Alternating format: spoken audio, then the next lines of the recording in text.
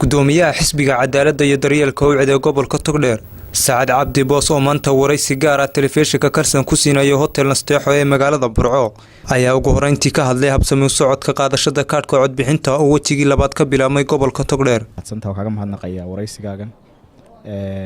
idigiyo TV-gaba way dhamaatay oo waxa weeye 7 cisho soo dhamaadeen wajigii labaad baa imika lagu jiraa dadku ay kaadhka qaadanayaan ka gaabistahay baa kaadhka loo qaatay oo meelo badan waxa weeye kaadhadhkii 3 meelood oo meel 2 meelood la qaatay oo meel la soo celiyay baa jiray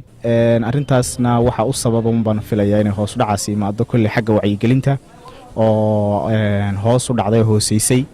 iyo waxa weeye campaign iyo olole la dhexgeliyay oo labada xisbi ee wadani iyo kulmi ay sameeyeen sidoo kale gudoomiyaha xisbiga Ucid ee gobolka Togdheer Saacad Cabdi Boos ayaa ka hadlay taageerada xisbiga Ucid ku leeyahay gobolka Togdheer isagoo oo sheegay in dhawaan xaflad ballaaran u qabanayaan taageerayaal miisaan leh kuwaas oo ku soo biiraya xisbiga Ucid ayuun bay ku timi inta animka joogay anigu runtii taageerayaal fara badan iyo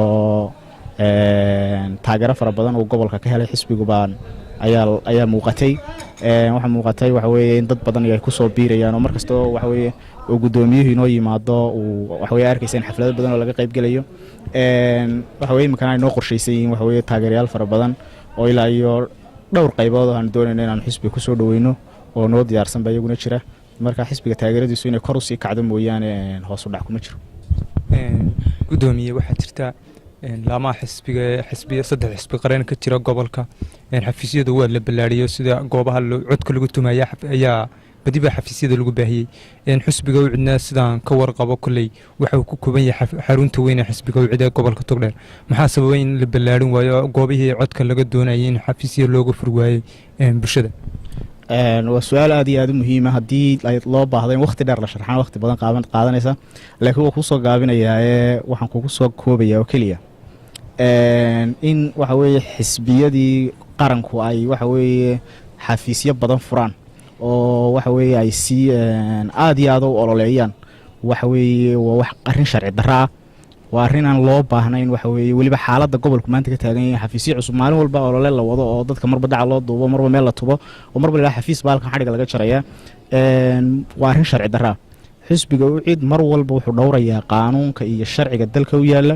iyo ka commissionka iyo waxa weeye xisbiyadu ay wada saxeexdeen maalinta diiwaangelinta waxa ay dhamaato ee lagu dhawaaqo waxa weeye in campaign uu bilaabmay maalinta waxa weeye garoonka hala keeno wixii loo baahan yahay xafiisi haday noqoto iyo haday noqoto waxa weeye olole kale maalintaas aan fagaaraha anagu imanayna laakiin waxa weeye baxbax hore iyo ciyaar waa galin dambe gabagabadina gudoomiyaha xisbiga Ucid ee gobolka Togdheer waxa uu sheegay inay diyaar u yihiin inay ka qayb galaan tartanka doorashada madaxtooyada ee fooda inagu soo haysa waxaanu rajo wanaagsan ka muujiyay inay ku guuleysanayaan tartanka doorashada madaxtooyada ee fooda inagu soo haysa sidoo kalena gudoomiyaha ayaa sheegay in dhawaan la dooranayo marashaxa madaxweyne ku xigeen ee xisbiga Ucid kaasoo ka soo jeeda buu yiri gobol saameyn weyn ku leh siyaasadda dalka duwan qabaa xog badan iyo information badan oo aan ka hayo xisbigana waa jira waxaan malaynayaa maanta cid iga xogagaalsan oo gobolka joogta inay jirin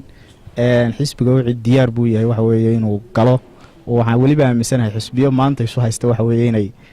ka taageero badan yihiin oo ka baxbax badan yihiin inuu ka horeyn doono waxay u baahan tahay waxa weeye in la sameeyo maskax far badan la geliyo oo qorshe badan la diyaariyo oo hawlo badan la fuliyo maalmaha soo socda insha Allah taala waxa lagu dhawaaqi doonaa madaxweyne ku xigeenkii oo waliba waxa weeye laga dhawaaqi doono gobolaan Soomaaliland looga baranin iyadoo looga jeedo loogu dhisayo in qarannimada Soomaaliland lagu sii xoojiyo xisbiga Ucid ee daafaca caalamka jooga iyo kuwa Soomaaliland gudaheeda jooga iyo waliba guud ahaanba ummadda Soomaaliland ba waxaan leeyahay awalan aynu wada ilaashano qarannimada Soomaaliland aynu wada ilaashano waxa weeye midnimadeena aynu wada ilaashano amnigeena waa la tartamayaa waxa weeye waxa la gelayaa Britain baa la gelayaa Britain-ka laakiin waxa weeye sariixriixan iyo hadalladan haday doonaan deelqaafka wata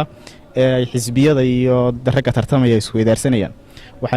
aad iyo aad ugu baaqaya ummadda Soomaaliland inay dhagahooda ku yeelanin wax saameyna waa Cabdiraxmaan Roble Cabdilaahi Cabdiraxmaan Turke telefishka caalamiga Kalsan magaalada Burco.